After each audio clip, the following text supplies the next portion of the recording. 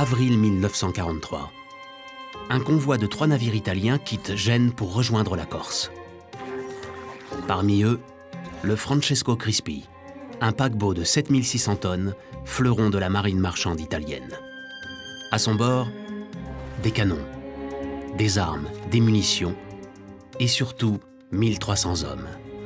Des soldats, des membres de la sécurité nationale de Florence et du 1er régiment des grenadiers. Les Alliés ont débarqué en novembre 1942 en Afrique du Nord et ils ont l'intention bien évidemment de ne pas rester en Afrique du Nord.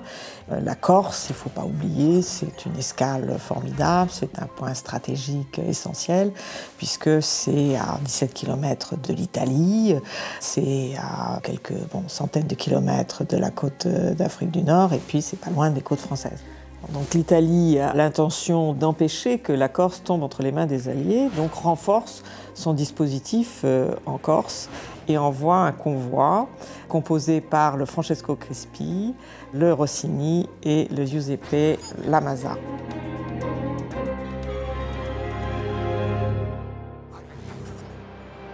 Mais en s'approchant de la Corse, le Crispi croise la route d'un sous-marin britannique, le Saracen. Le submersible envoie 2 torpilles sur le navire qui coule en quelques minutes. Plus de 900 hommes perdent la vie. Le Saracen avait été informé par un résistant corse qui s'appelle Pierre Griffy, qui a été pris par les Allemands le 9 juin 1943. Lors de son procès, le 14 août, il fait une déclaration absolument surprenante, personne ne le savait évidemment. Il dit que c'est grâce à lui que le Francesco Crispi a été torpillé, grâce aux informations qu'il a données. Il sait qu'il va être fusillé, il le dit. Il regrette que ça se fasse avant la libération, car il est persuadé que la libération est très proche. Et le seul regret qu'il ait, c'est qu'il dit « je ne pourrai plus vous faire de mal ». Et il est fusillé 4 jours plus tard. La Corse est libérée le 4 octobre, quelques semaines après. C'est vraiment très très proche. Malgré de nombreuses recherches pendant les décennies qui ont suivi le naufrage, l'épave du Crispi n'avait jamais été retrouvée.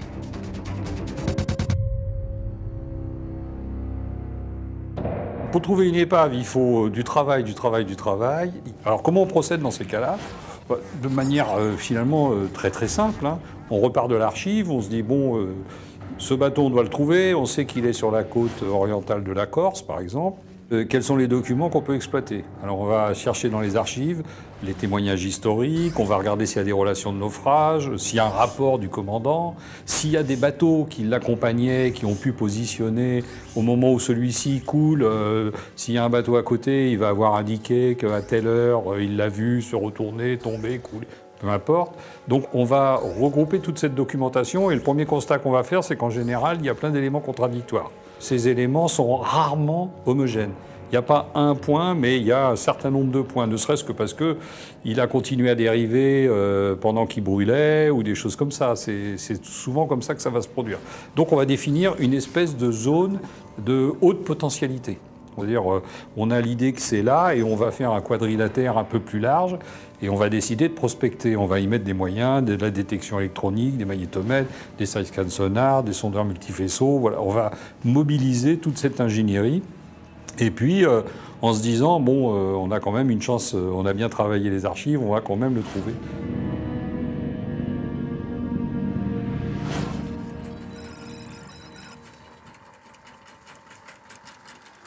La chance, c'est Guido Gay qui va la saisir. Cet ingénieur italien, passionné par la recherche sous-marine, est connu en Italie pour ses nombreuses découvertes d'épaves. Il a équipé son catamaran d'un sonar ultra perfectionné. En mai 2015, alors qu'il navigue sur la zone où le Francesco Crispi a coulé, son système détecte quelque chose. Après quelques heures de passage au sonar, j'ai eu un contact. Un contact très promettant parce que c'était un contact intense, de la dimension qui correspondait au paquebot. Et c'était un contact avec une certaine hauteur sur le fond. Donc j'étais sûr que c'était un gros navire posé sur le fond. Guido décide alors d'envoyer plus tôt son robot d'exploration pour filmer les premières images de l'épave. Arrivé sur le point, à 500 mètres de profondeur, je suis tombé tout de suite sur l'avant du bateau, la proue. Et j'ai vu par plusieurs détails comparés avec les photos anciennes du paquebot qu'il s'agissait vraiment de Francesco Crispi. À ce moment précis, Guido en est convaincu. Il s'agit bien de l'épave du Francesco Crispi. Mais ce jour-là, les courants sous-marins sont très forts. Guido ne peut pas laisser son robot continuer son exploration sous peine de l'endommager ou même de le perdre. Il décide alors d'arrêter la mission sans avoir formellement identifié l'épave.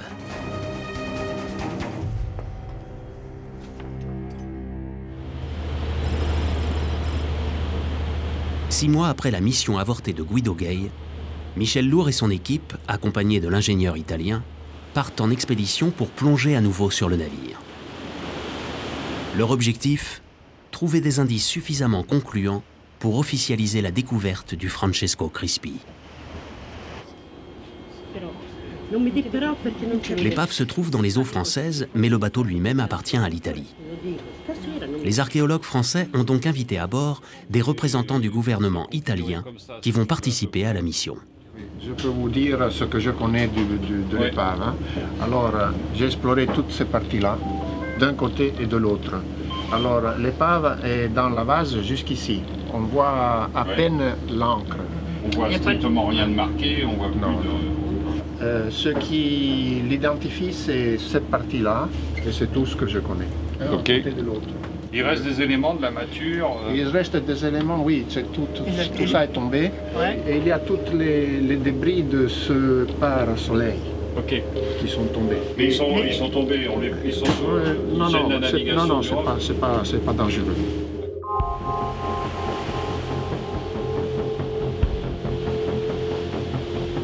L'équipe prépare le robot pour la plongée. En plus de ses éclairages et de ses caméras habituelles, l'engin a été équipé d'un bras articulé. Car si l'identification du Francesco Crispi est bien confirmée par l'équipe d'archéologues, les autorités italiennes leur ont confié pour mission de déposer une médaille sur l'épave en hommage aux 900 hommes qui ont péri lors du naufrage, il y a plus de 70 ans. Alors ça, c'est une médaille spéciale que les Granatieri di Sardegna, c'est-à-dire un régiment de l'armée italienne, qui avait un entier régiment à bord du bateau. Et tous les soldats sont morts pendant la tragédie du Crispi. Et cette médaille a été donnée par l'armée italienne à Guido Gay pour pouvoir la déposer aujourd'hui en mémoire sur le Francesco Crispi. Donc on cherche un système à pouvoir y mettre un petit plomb et la descendre sur l'épave.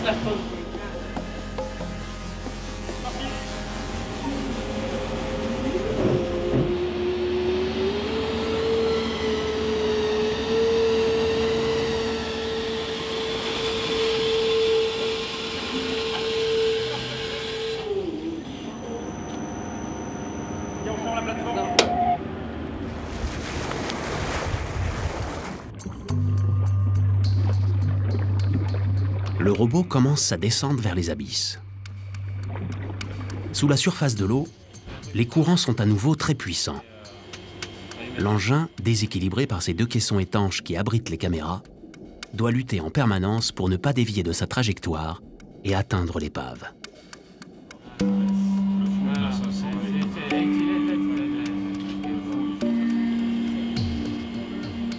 Il y a du courant entre 150 et 350 mètres. Et là, on voit qu'il y en a nettement. Donc à chaque fois, il se fait écarter dans la descente. Donc il est obligé de faire route pour revenir à la verticale du bateau. Du coup, il remonte. Il y a beaucoup de jus.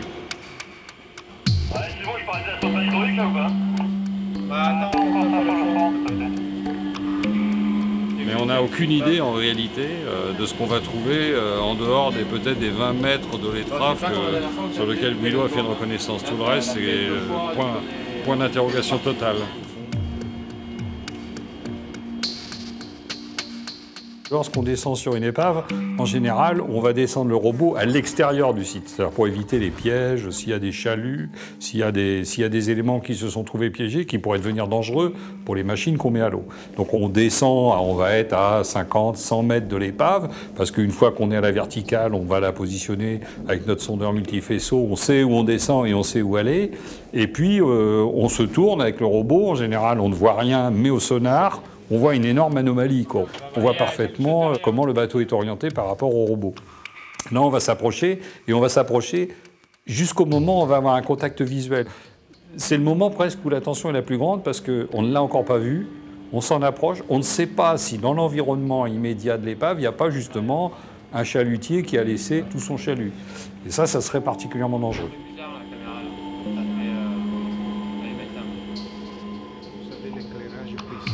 Après plus d'1 heure de descente, le robot atteint le fond, situé à plus de 490 mètres de profondeur.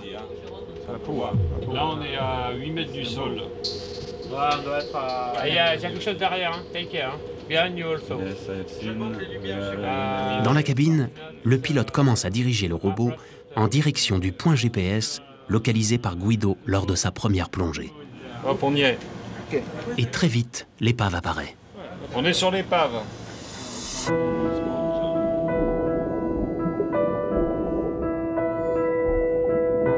Une fois le contact visuel établi, l'équipe doit suivre un cheminement très précis. On a de la tôle, on voit du métal devant nous, et comment on se positionne? Où est-ce qu'on est? On est où par rapport au bateau? On est à l'avant, à l'arrière, on est au milieu? Qu'est-ce qu'il y a à voir? Voilà, donc on va en général évoluer le long de la coque du bateau pour essayer de trouver un point qui nous parle. Et puis à partir de là, on prend des points, on prend des altitudes et on commence à dessiner le tour de l'épave. En général, on commence toujours comme ça. On va faire tout le tour de l'épave, pas en déplaçant le robot, on va toujours faire en sorte que le robot et le bateau support, c'est-à-dire l'André Malraux, soient du même côté de l'épave. Pour éviter que le câble, à un moment ou à un autre, si on changeait, si on passait le robot de l'autre côté de l'épave et que le bateau est toujours là, ça veut dire que le câble, à un moment ou à un autre, il peut se prendre quelque part dans la timonerie, dans des grues, dans des éléments qui sortent du pont, etc. Et donc le robot, lui, se fait promener, je dirais. C'est presque un pendule, quoi, qui se trouve sous le bateau.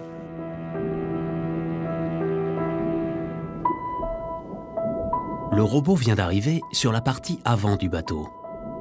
Celle que Guido a déjà explorée pendant quelques minutes avec son propre robot il y a 6 mois. On est sur cette partie, le tiers avant, là où tu as été toi-même. C'est ça. Voilà, ça c'est l'étrave. Guido et Michel tentent immédiatement de comparer certains détails observés sur l'épave avec les photos de l'époque. Ok, fais voir le trou qui a les... Ce sont ces deux câbles-là. Oui, absolument. Et tu as juste 2 trous. Tu n'as pas un écubier juste dessous, Oui. à cet endroit-là. Ouais, j'écoute. L'épave est partiellement enfouie dans les sédiments qui recouvrent le fond. Pour en identifier des éléments distinctifs, le robot va devoir lutter contre le courant pour filmer chaque côté du navire et remonter le long de sa structure. Il faut qu'on regarde là, tu vois. Il faudrait qu'on arrive à s'avancer, qu'on regarde sur le... C'est l'encre qui est au sol devant toi. C'est l'étrave que l'on voit. C'est ça. C'est de l'autre côté. Okay, yeah. Mais ce qui est à la droite est différent. Ah, ok. Oui, voilà, c'est ça. On peut faire un balayage comme ça pour voir si on peut voir le nom. Il est à Sans problème. Il doit être par là. On devrait être entre les deux. Il démarre au premier hublot, hein, sur la photo. Ouais. Just another line.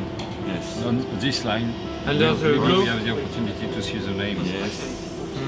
Malheureusement pour les archéologues, la partie de la coque où était inscrit le nom du Francesco Crispi est enfoncée dans les sédiments. Michel et Guido tentent donc d'identifier d'autres éléments caractéristiques du navire. On s'en approche là, il faut continuer là. Alors là, c'est la superstructure. Oui, ça c'est des superstructures qui sont ici, ouais. Ah, you can. On est sur le point. Ouais. Et regarde, tu vois la mâture? This one. Là, on est vraiment sur le pont. Tu veux pas qu'on aille voir un peu la coque en bas là? Si, je veux bien, en allant vers l'arrière.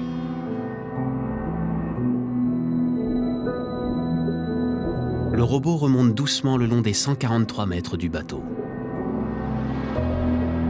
Sur sa partie arrière, l'épave est particulièrement bien conservée. Certaines vitres des grands salons du paquebot sont même encore présentes et reflètent les lumières du robot. À certains endroits, du corail blanc a colonisé les structures du navire. On voyait très bien que ce qui avait été les grands salons du paquebot était encore en place, qu'il y avait encore tous les hublots. Il y avait vraiment, c'était presque magique parce que on savait, même sans s'en approcher, on voyait que les vitres étaient là, puisqu'on avait le reflet de nos lampes. C'était même un peu, il y a un côté surréaliste, parce qu'on a l'impression tout d'un coup que quelqu'un a allumé la lumière à l'intérieur du bateau. Parce qu'on voit avec le reflet lumineux de nos phares, dans les vitres, c'est comme si le salon était éclairé. On est en train d'arriver dans cette zone en fait. Là on va arriver là, tu vois, apparemment ça redescend là-bas. Regarde, là on va voir l'éclairage. Quand il se positionne là, on va voir l'éclairage. La forme du navire, la position des ancres, les superstructures et les mâts qui surplombaient le pont supérieur, et même la répartition des hublots, tous ces détails filmés par le robot offrent suffisamment d'éléments aux archéologues. Il s'agit bien de l'épave du Francesco Crispi. Il n'y a aucun doute sur l'identité du bateau, il y a vraiment tout correspond. Tu vois, il y a encore la vitre.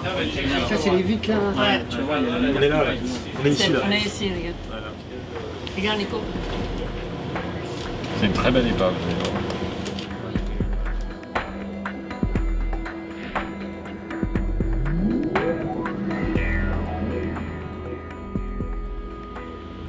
L'exploration de l'épave du Francesco Crispi permet aux archéologues d'établir des hypothèses sur les conditions de son naufrage. Certains témoignages de survivants racontent qu'après avoir été frappé par la torpille anglaise, le Crispi aurait piqué du nez, puis sombré vers le fond. Il a coulé vite, je pense que c'est évident, parce qu'il a pris de la vitesse aussi en descendant. Et c'est pour ça, probablement, qu'il s'est enfoncé et s'est rempli de vase. Un bateau, d'une manière ou d'une autre, il ne tombe pas à plat. Il y a un problème de centre de gravité. Il y a le fait que dès le départ, il s'est rempli d'eau plutôt là que là, et donc il va prendre une déclivité naturelle. Et puis, quand il tape, il va taper suivant cet angle. Et il est certain que, suivant le mouvement, à partir de là, il y a X processus de destruction. Il y a effectivement, s'il frappe un sable, si c'est un sable relativement souple, ça, il crée au fond un nuage gigantesque qui retombe et qui déjà commence à l'ensevelir. C'est peut-être ce qui s'est produit, et effectivement, c'est le sentiment qu'on a quand on arrive. Les archéologues vont localiser une cassure située sur la coque aux 2/3 du bateau. En revanche, là, on est en train de se diriger vers l'arrière du bateau, et effectivement, il est beaucoup mieux conservé sur l'arrière. Si tu repasses, il y a un trou là. Ouais. Oui, là, il a été. Là, la tôle, elle est carrément déchirée. Là, il y a peut-être un trou, même. Il y a peut-être un trou de torpille. Là, il est ouvert en deux, en fait, hein. Comme ça. Il est tombé, la proue comme ça, la proue s'est enfoncée dans la vase, et puis la torsion l'a ouvert.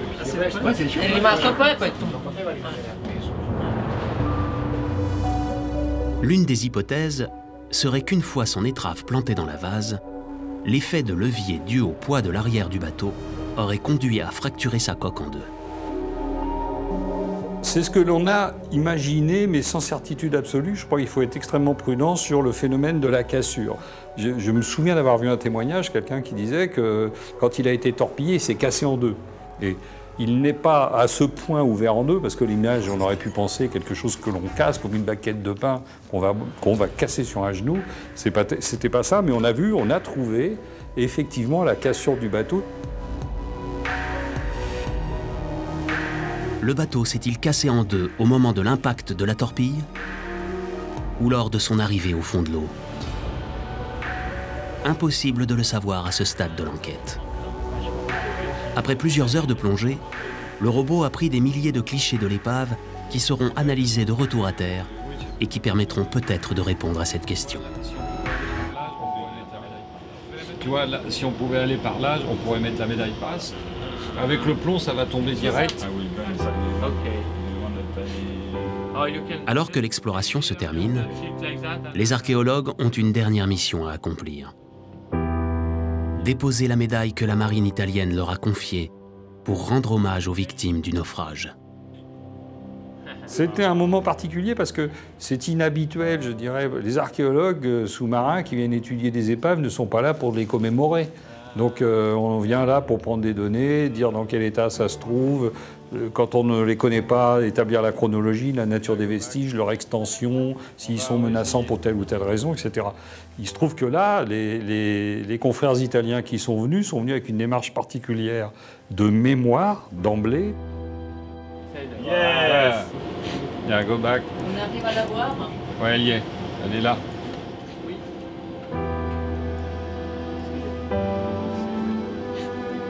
Yes. Ouais, elle y est, sur le pont. Elle est sur le pont. Ici, là? Dans l'angle de la pièce. Ouais, c'est ça, là. Voilà, c'est là. Ouais, c'est ça. Ah, voilà, c'est voilà, oui. On a senti que cette mission était importante parce qu'on comprenait que pour les Italiens qui étaient à bord, c'était important.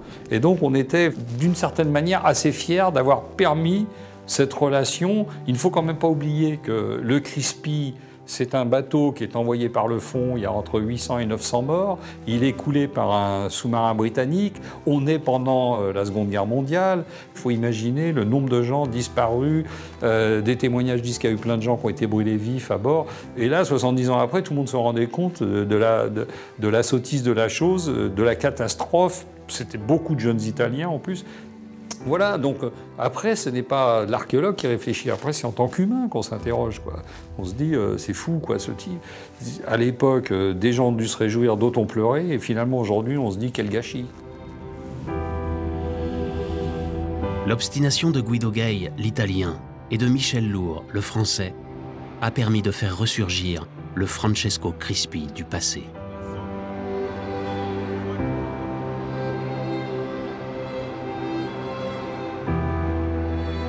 Vestige d'un conflit qui a transformé le monde, son épave entre aujourd'hui au patrimoine mondial de l'humanité.